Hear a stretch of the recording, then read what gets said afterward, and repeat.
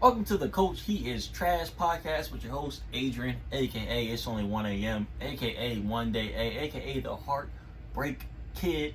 I'm here with my co-host now, Style, aka The Mo, aka Friend Zone Breaker, aka Black Adam Schefter. Oh, Black Adam Schefter. Here with the correct but extremely late news. Extremely late. Let's go Did you ahead. hear about that Super Bowl game? Which one? The one with the Seahawks and the Patriots. Maybe so, maybe we did, maybe we didn't.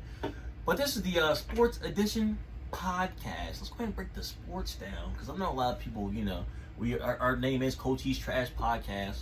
We do two different podcasts. We do a lifestyle, and we do a sports podcast. So this is the sports purpose. Let's start off with the big shabangsky, the Mahomes contract. How's that make you feel? First of all, Mahomes, I need a little bit. Need a little money. Break them off, because you did talk them up. Little reparations. Just hook up all the folks. Hook us all up, man. Below a certain income level, hook us up. I called it though. When they said Mahomes just got a 10-year deal, we had like a sports group chat. I said, it's gonna be for $450 million, like $300 million guaranteed. They say he can earn up to $500. He's gonna get it. An incentive. He's gonna get it. Absolutely. Patrick Mahomes is gonna hit whatever incentive. Unless they said you gotta hit 60 touchdowns 1 year or something. He's gonna get every incentive that they throw his way. He's only played for 2 years. And I know most of the time you're a big proponent of, this guy hasn't played long enough. How can we, put faith in him? Do you have a problem with him getting that much money in that many years? See, my thing is, I don't want to give somebody that much money unless they're proven. This guy, he came in year one, he sat behind Alex Smith, learned the Andy Reid offense. Alex Smith put up tremendous numbers in the Andy Reid offense. And Andy said, you know what? I'm just going to roll with the other guy now. And then he went to Patrick Mahomes. And then what happened? Patrick Mahomes got hurt. Who was the quarterback after he dislocated his knee? No, Mahomes, his first year starting, he won MVP, remember? He won MVP his first year starting, but the second year, who was the quarterback when he broke his knee or dislocated his knee? It was an old guy. Old guy, yeah. Old guy came in and Chase Daniels, maybe? Whoever it was. It wasn't Chase Daniels. He came in and put in work. So now I'm thinking, why would you pay this dude $500 million when you can pay anybody to come in here and put in the same amount of work that Patrick Mahomes put in? Because one game he had 400 yards. So why are we paying Patrick Mahomes $500 million when Patrick Mahomes got a bum knee? This might be the most ridiculous thing I've ever heard on this podcast. The other guy did not put in work. I'm pretty sure he was 2-1. He was 2-1. He did not have a losing record. He was 2-1. He did not put in enough work to overcome Patrick Mahomes and for us to say, it's just a system thing. Patrick Mahomes, Andy Reid has had great quarterbacks before. He ain't never won a Super Bowl. Right? Only been one. Has he had great quarterbacks? He's had Donovan McNabb before. We said great quarterbacks. Alex Smith had a run where he was really, really good. He was a Pro Bowl guy, and they were in the playoffs every goddamn year. Patrick Mahomes is the truth. I would have given him 10 years. Actually, you know what? I would have given him 8 years because he's what, 25, 24? 24. Okay, so I would have given him until he's 32. Giving him until he's 34 might be a little risky because, after 30 or an injury or something like that, he could fall off and you might be stuck with this guy and a bunch of money. But I can totally see it. Normally I'd be like, 10-year deal, stupid. Patrick Mahomes, 10 years, okay, smart as hell. Do it. So what I think is that Patrick Mahomes will face the same fate as Andrew Luck and Matthew Stafford. He took too much money. And now, so the only reason the Chiefs have a good team now is because Patrick was on his rookie deal. They just paid Tyreek Hill. Tyreek Hill has 2 more years. They got him for cheap because he allegedly was beating his son. Nobody knows. I'm not saying he did. I'm not saying he didn't. Nobody knows that. They got him. They got to pay Travis Kelce next year. That's not happening because Travis won big boy money. They got Tyreek. They got Nicole Hardman on the rookie deal. And they have Sammy Watkins for 1 more year. He's coming back. After that, nobody's getting paid. Now, can they draft more people like Tyreek Hill? 100%. They already have with Nicole Hardman. Right, and they still need to draft more because Travis Kelce's leaving, but that's the beauty of the draft. It's always somebody playing on a rookie deal. He's going to take a discount. I think that this situation is different than those other QBs simply because the Chiefs' offense doesn't need great players. That's how good Patrick Mahomes is. Look at their running backs this year. Weren't 2 of them undrafted and one was like an old Shady McCoy? Like it was a bunch of backups basically, and they still did their thing.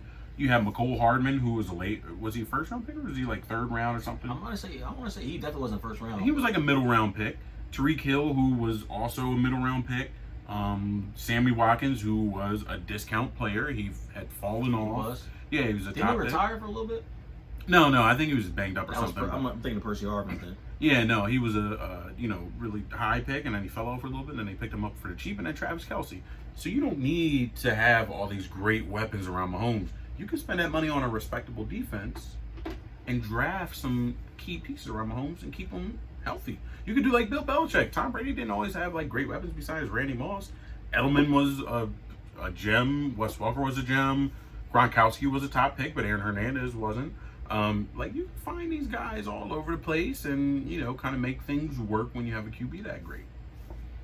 So you're putting your whole franchise. Now I don't disagree with that because I do feel like skilled players, they come a dime a dozen. Mm-hmm. Quarterbacks don't come a dime a dozen. We see quarterbacks drafted in the first and the second round, third round, who are not good. We see people like Carson Wentz flaming out. We see people like Jared Goff flaming out. Things of that nature. So I do understand what you're saying. Flaming out. Carson Wentz flaming out. Jared Goff, not that great. Now, do you believe? Now, ESPN recently came out with a ranking that like Carson Wentz and Jared Goff were like top 10, right? Goff is not top 10. Wentz definitely top 10. Ceiling is very high. Young. All the intangibles you want in like a top QB. Like if you were drafting a guy number 1 overall, 6'5", huge, athletic, strong arm, great playmaker outside the pocket. Like what else could you want? Now the rest is coaching. Can we get him in a good position to win? So Goff, I like Goff. So if the rest is coaching, is Sean McVay not get him in a good position to win? I was talking about Wentz. Goff doesn't have all those intangibles. He's a regular QB. He's not a bum, but he's a regular QB. His limit is only so high. He was really good because they had a really good defense one year, and Todd Gurley was really good, and McVay's a hell of a coach, and they got a lot of weapons on offense. So he was really good for like 2 years. Goff can only do so much. I don't know why he got paid other than going to the Super Bowl, but he's not. I don't know if he's a franchise guy. He can't elevate anyone around him. To me, Goff is not a franchise guy. No. I've said it from the beginning. I said Sean McVay is not a franchise guy. What has he done? Went to Super Bowl 1 year. I said, what has Carson Wentz done? He's never been to the playoffs. Yeah, he has. At when? 3 times. When has Carson Wentz played in the playoffs? He only played in 1 playoff game, but he's brought the team to the playoffs 3 times. He won the majority of the game, so he brought them to the playoffs. The last 2 years, he's 10-12, but I understand what you're saying. That first year, he did get him there. That first year, before they had the scouting put on him, he did get him there. That wasn't the first. That was his sophomore year. That was his sophomore slump when he snapped. Hey, to each his own. But I don't think those guys are franchise quarterbacks. Let's go move on to the next topic here. What do you think about the Nets players that are opting out of the bubble? I think the NBA is. People are hating on the MLB because it took them so long to get their shit together, and now they finally got their shit together a little bit. The NBA is doomed. I think the season is doomed. People were saying that championship's going to be an asterisk next to it and stuff. I think players are going to start dropping out and shit. Their whole plan is not good. The meal plan is. I think the meal plan is what to get them first. The meal plan, to not being able to have your. It's a lot of single dudes in the NBA. They ain't all married and shit. Not being able to have your hoes come through, it is not going to fly. James Harden, J.R. Smith, who else? J.R. Smith getting a whole truck of Hennessy delivered to the facility every week. Every week. James giving everybody on the Rockets coronavirus within 4 days. You got people like Deontay Murray. Oh, Kyle Kuzma. Kuzma's the Slay King. Them boys. Ben Simmons, Blake Griffin, they've been fucking celebrities and shit too. None of them were taken. Them boys ain't coming up to Orlando without a solid plan to get their side chicks. They in Florida, what? Not that far from Miami for somebody who has money. Yeah. They are flying chicks in. It is not going to last, Adam Silver. I know you listen to the podcast, Adam. Huge fan. We appreciate you. You've done good. Switch the rules around a little bit. Let them have something. Give them their own, facility. Like, do something where they can have some people come through, because this shit's not going to fly where they can't bring their host through. James Harden will have a fit. That's why he lost all that weight. He want to break a leg or something on the first game and then go back home. Yep, he right back out of there doing his thing. That is it, yeah. Because strip clubs in Houston open. He having the time of his life. So he having the time of his life, and you want him to come back and play basketball. Nobody can complain about James right now. Oh, he's at the strip club. Oh, god damn it. He's not playing basketball. Who cares? James fucking everything in Houston right now.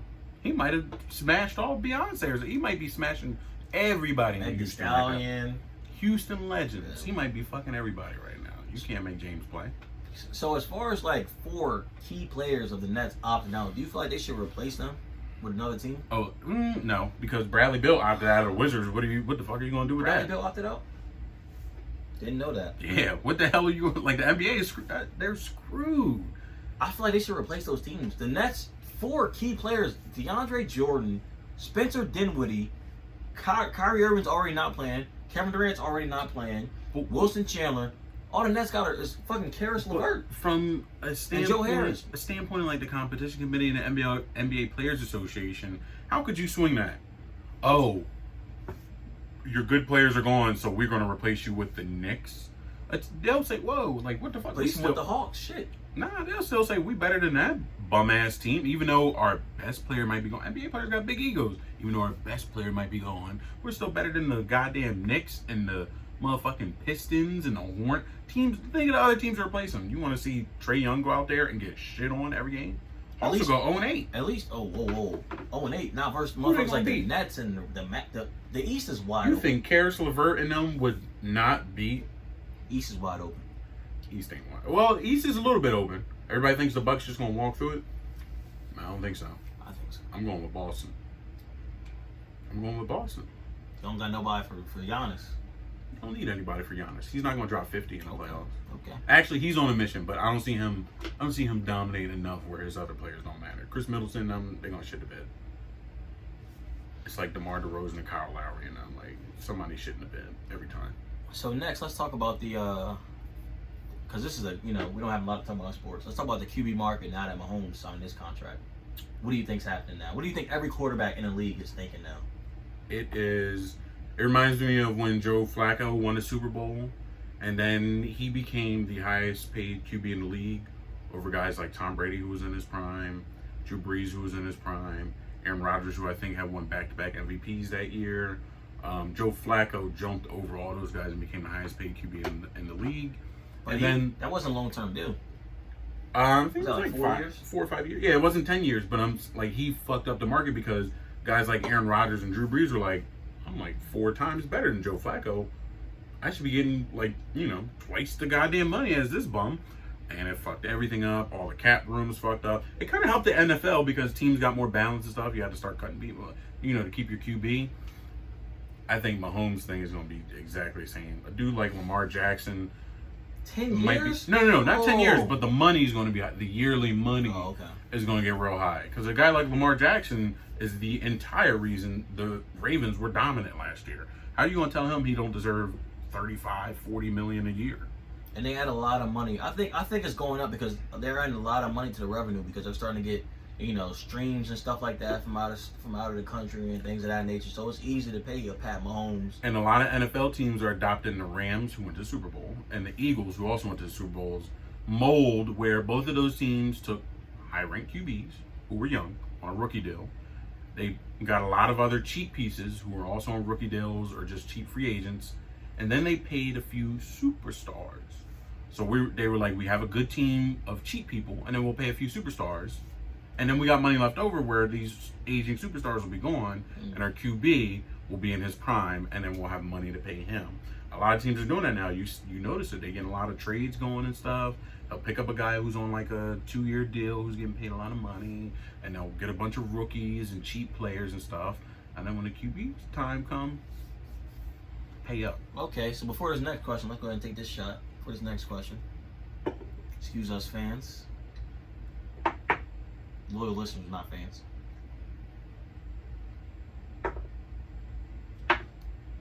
Woo! So now that should hurt my soul. Just tell me the next 3 or 4 people who you see in the quarterback market that can get more than 7 years on a deal. First of all, nobody.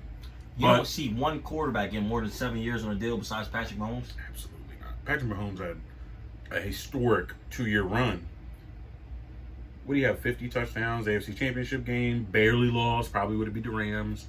Goes back the next year. Ridiculous. Up until the Super Bowl, Patrick Mahomes had never thrown an interception in the playoffs. 5 games, no picks. Okay. So he had a crazy ass run, and the Chiefs had the available money, and the Chiefs are historically franchise. They were really good back in the day. Then they sucked. Then they had a solid run with Joe Montana, and then they were also every other year it was kind of okay. So they were we have the greatest QB of all time.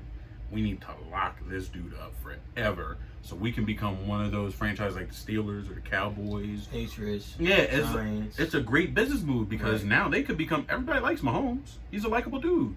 And the Chiefs offense is exciting, is high flying. It's we can become the NFL's team. We could have, 8 primetime games a year and stuff. We could be the go-to team if we have Mahomes forever. Because the way the NFL works nowadays is a little weird. Guys going to trading block who you don't expect to. Antonio Brown got traded 3 times. Le'Veon Bell was gone. You have top players nowadays who are we might get rid of him because of cap and he doesn't want to play here anymore. So it was smart for them to lock him up. Mahomes once in a lifetime. If anybody else was to get a long term or a high paying deal, I go Lamar, Kyler Murray when his time is here, and maybe Deshaun Watson. 3 black guys. Who knew? Yeah, because I feel like a lot of let's not get racist, but how many good white young quarterbacks are there that are healthy and ready to go right now? That you're thinking longevity under 30. Josh Allen runs the ball a little bit too much. He's inconsistent with the arm. Getting banged up, but I would say Allen and Wentz. Everybody else is kind of middle of the road. Yeah, dudes like Darnold and Baker Mayfield. Those are middle of the road guys. Yeah. Nothing special about them.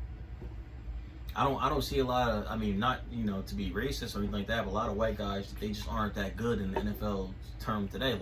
Josh Allen, I feel like he runs the ball a little bit too much, but he's a big guy, but he can't throw. He's not accurate. Baker Mayfield, we know he makes a lot of mistakes. We know his confidence is not one of a quarterback. I have nothing wrong with having confidence, but he does make a lot of mistakes. A guy like Sam Darnold is just not good at all. Sam Darnold, seeing ghosts, might have actually killed his career. Sam Darnold seeing ghosts may have killed his career. Yeah. He may never recover from that. Was just not good at all to begin with anyway. And people like Deshaun Watson can throw and scramble. Lamar Jackson, throw and scramble. These guys were insane talent. Deshaun Watson can run and he can launch a clean bomb all the way down the field. How are you going to compete with that if you're Sam Darnold and you're just I can do play action passes and I can roll out and I can make a clean 5-yard throw? How do you compete with somebody like Deshaun Watson? It's impossible. Who do you think wins that quarterback battle from Tyrod Taylor and Justin Herbert? Justin Herbert's not good at all, so I would have to go with Tyrod Taylor. Especially since I think the Chargers organization thinks that they can win right now, even though they can't. Oh, what pieces do they think they have? They have a solid wide receiver core. Guess they got Eckler. Is Hunter Henry still on the team? I don't know. Hunter Henry's still on the team. He's banged the fuck up. Yeah, he gets I don't hurt. count him. He's hurt every fucking 2 plays. Hurt every goddamn year. Their defense is good. I'll give them that. They got a solid defense. So they got. Let's just think of starting players for the offense because offense wins games. Allen, Eckler. Question mark at QB. Tyrod. No, they had. Is Travis? Travis Benjamin, I think. Yeah, Travis Benjamin. And Mike Williams. Those are solid guys, but they're not Mike was supposed to be the next big thing. He couldn't stay healthy. After he fractured his neck or something, he just can't stay healthy. You also can't be the big slow guy nowadays. You gotta be big and fast. You can't be a big slow guy. You can be big and slow. Big and slow. You gotta have something though. You better be a great route runner. Yeah. You better be a great route runner, a little quick or something. But Chargers, they're not going to be good anyway. Who cares who starts for them? I think it'll be Tyrod because their coaching staff. Anthony Lynn's on the hot seat. So he came in his first year. They were good. They went to the playoffs. Second year, And so he's on the hot seat. I think he's going to throw Tyrod out there because Tyrod will get him 7 and 9. Now let me ask you a question. If you don't win, this is the last question of the sports podcast. How many minutes are we rolling on? What's that say? About 20. Okay, that's perfect. That's what we're thinking.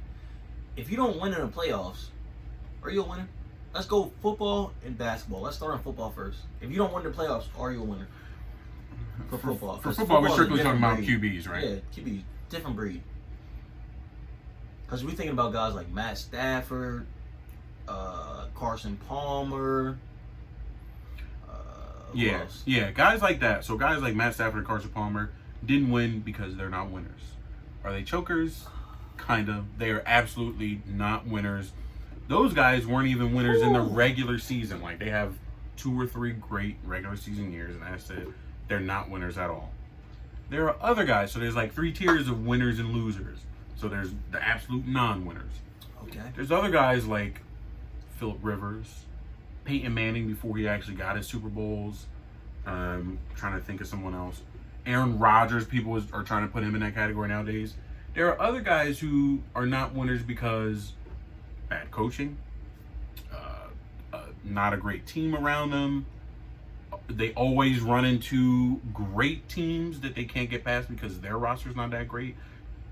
There are some guys who can elevate Dan Marino. There's some guys who can elevate everybody on the team, make them look so good that coaching staff and management is like, oh, well, we're a good team. No, you're not. You just have a really good QB. You don't have a good team at all. You can't compete with Aaron Rodgers. You can't compete when you come up against the Kyle Shanahan 49ers. They got a great defense, great running game, weapons on offense. You can't compete when you come up to them because you just have a great QB and you think your team's good, but they're really not. So there's winners like that where people overestimate their talent and it reflects poorly on their team, and they can't get the job done. Still not necessarily a winner, but and then you got the Tom Brady winners who are like certified. Yeah, certified. So give the ball to him. So if you were a GM, are you picking up people like? I mean, this is past tense, but are you picking up people like Carson Palmer or Matt Stafford, things of that nature, or Kirk Cousins, when they showed you they can't win? I better have a really good team and a really good coach. So you're not paying them top dollar? No. Absolutely not. I mean, I agree. I feel like if you don't win in the playoffs, you're not a winner. It's nothing else you can say to me. Even primetime, somebody like Kirk Cousins, you can't even win in primetime games. Primetime is a little different because primetime varies on what team you have and things of that nature. But it's for him that so like if Kirk Cousins was just like 500 in primetime games, I'd be like, okay, dude's been in the league for what, 6 years? Up until last year, he had no wins in primetime games. That's unacceptable. That tells me everything I need to know right there. You can't even win on like a Monday Night Football game. What makes me think you can win in the playoffs? Okay, so let's switch to basketball. Are you a winner in basketball if you don't win in the playoffs? This is a topic that everybody loves to bring up. Because everything in basketball literally revolves around rings. No bullshit. Which is crazy because you are not a loser just because you can't win in the playoffs. Every 10, 15 years, there's a generational basketball player who nobody is going to beat. LeBron went to 8 straight finals. I don't care who you were. Who's it this year? It's still LeBron, and then you got guys like Giannis and Kawhi who are like, if you're James Harden, it's 2020. Who is it this year? It's Giannis. Gotta be Giannis. I think Giannis because he's on a mission, but LeBron also has Anthony Davis and a good team. Yeah. So I'd still go LeBron or Kawhi. But like there are guys who are you're not going to beat them. I don't care who you are. James Harden is a great all-time player. He's not beating Kawhi in a series. He's not beating LeBron in a series. He's not beating Giannis in a series. It's not going to happen. Same thing in the 90s. You got fucking Michael Jordan running around. Guys like Patrick Ewing who were excellent. And Charles Barkley who were excellent. Went to the finals before. Reggie Miller went to the finals before. You're not beating Jordan. You might be great, but you're not as great as Michael Jordan. In basketball, one player can literally just dominate the entire league for multiple years. So I wouldn't call a basketball guy who hasn't won. Now, not winning any rings is a little different than like going a bunch of times. If you don't win any rings, there's a lot of good guys who have not won rings. Charles Barkley, Allen Iverson. 90s guys. The 90s guys had it rough because Charles Barkley. No, Isaiah Thomas won. Okay. Yeah, Charles Barkley went toe to toe with Jordan, and he couldn't beat Jordan. Patrick Ewing went toe to toe with Olajuwon. He just couldn't beat Olajuwon. Who's the best player in your mind that's never won a ring? You got guys like John Stockton, Karl Malone, Allen Iverson, Gary Payton. I'd have to go a tie with Barkley and AI, 2 Philly guys. Okay. Because AI stole a game from the undefeated Shaq and Kobe team. Stole a game. Put up, what, 45? Yeah, put up 45, beat, in my opinion, the greatest team of all, possibly top 3 greatest team of all time. AI beat them in a game, which he should not have because the Sixers team was terrible. And Charles Barkley also never really had a good team around him. And then he went to Phoenix, immediately went to the finals, had a great series. Just Michael Jordan, it's Michael Jordan. Yeah. Those are two guys I would pick. What about you? Who you got, Reggie? Top 3? Never won a ring? Just top 1 or 2. I'll go top 3, never won a ring because I may go top 5. So top 5, never won a ring is obviously Allen Iverson, number 1. Everybody knows Allen Iverson's number 1 as far as never winning a ring. He's a top 5 shooting guard. We got Allen Iverson. We got Reggie Miller. Another top 10 shooting guard. And Reggie was tough too. We got he was a tough guy even though he was skinny. We got John Stockton. We got Karl Malone. These guys, John Stockton and Karl Malone had the roughest era of basketball known to man. For their type of team. There's no second thought about it. Like these guys had to fight the best dudes on earth. Rockets, they had to fight the Sonics with Sean Kemp and Gary Payton before. They had to fight the Barkley Suns. They just Chicago Bulls. The Bulls. Tough. There's a lot of shit. So those 4, and then my 5th best person to never win a ring. Who you going with, Steve Nash? Gotta go Steve. Steve was a classic point guard. That year when he won MVP, a lot of people were hating on him. I'll take Jason Kidd over Steve Nash for top. He went to 2 finals. At least he went. Jason Kidd was a great point guard. Steve at his best never even went to the finals. But Steve Nash really won that team. Steve Nash was really the anchor on that team. If you look at those Suns teams, they were fucking loaded. They were loaded. But they played in a bad era. They had like 6. Well, the D'Antoni shit just couldn't work against. No, they played against Kobe and Shaq. Then they played against the Pistons. And they played against. No, they never matched up. Oh no, maybe they did match up with Kobe and Shaq once. They played Kobe. They played with a bunch of guys. That league was getting more athletic by the hour. And Steve Nash, we all know, is not athletic. The D'Antoni shit couldn't work against a smart team like Popovich. Like you're not gonna beat prime Tim Duncan and shit while y'all just are running up and down the court going crazy. Even like a Warriors team or something, you're not going to beat the prime Tim Duncan and Popovich team just from like out shooting them. You have to actually outsmart them. It was a bad era because as soon as the Spurs fell off, Kobe got Pau Gasol, and then it was like, all right, well now it's Kobe and Shaq again, pretty much. Now you got Kobe, a good team. Suns, they can't compete. You even had Melo and AI snap one year. Did they go to the conference finals? Yeah, they did go to conference finals. Just couldn't get it done, but sometimes it is what it is. You put Steve Nash for no rings, top 5 all time, over Carmelo Anthony. Oh, 100%. 100%. Carmelo was a scorer. 100%. It's never Melo has never been beat in a playoff match where I was like, oh, Melo should have won that shit. Steve Nash over Carmelo Anthony. Got to. Wow. I'm shocked. Anyway, this seems to be the end of a. You want to talk UFC, or are we good to go? I don't really have anything for UFC fights. All right. Seems like the end of our sports topics. Wait, the island thing is pretty cool though. What? Fighting on the island, is that this week or is that like in coming weeks? This is this week. Yeah. The fighting on the island thing is pretty cool.